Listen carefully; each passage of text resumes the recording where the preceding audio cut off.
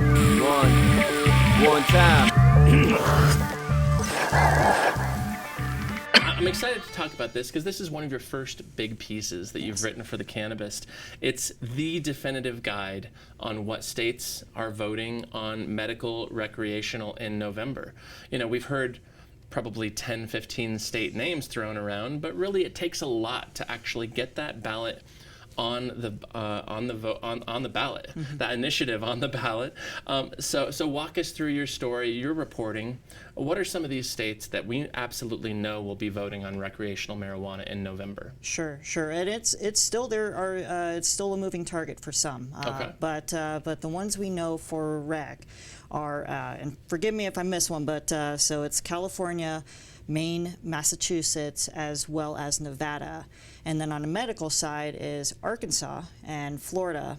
And then the ones waiting in the wings, these are the ones that still have signatures that need to be approved, or there's lawsuits that are filed against them, is Arizona, Missouri, and Montana is a fun, well, not necessarily fun for other people involved, but an interesting one. It's fascinating. It's Montana does have medical.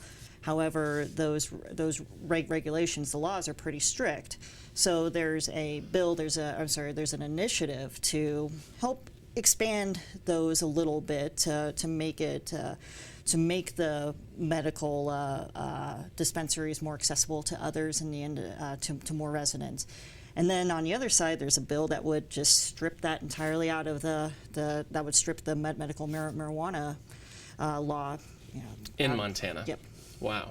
And what are the big ones that we're talking about here? I'm guessing, of course, California is the king of all legalization battles. They've said no to recreational before.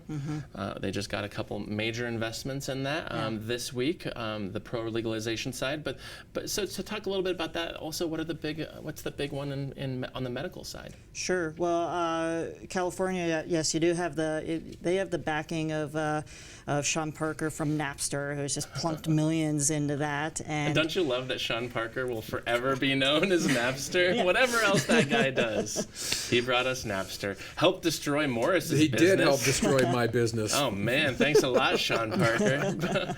But gave us MP3s for free, which was great as a teenager.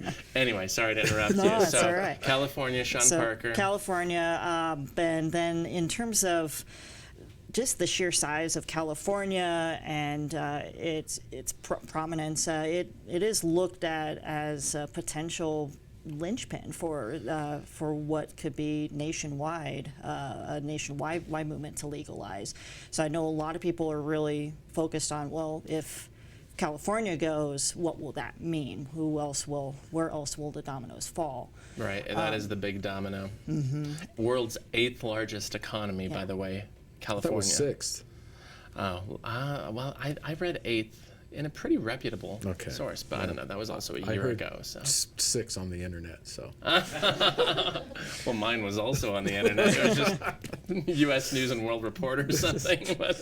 But you know, on the medical side of this conversation, Florida's big, right? I mean, we're just because of a population, a massive and also aging population that is investing their own millions into traditional pharmaceuticals that could potentially be, some of that could potentially be funneled to medical marijuana, yeah?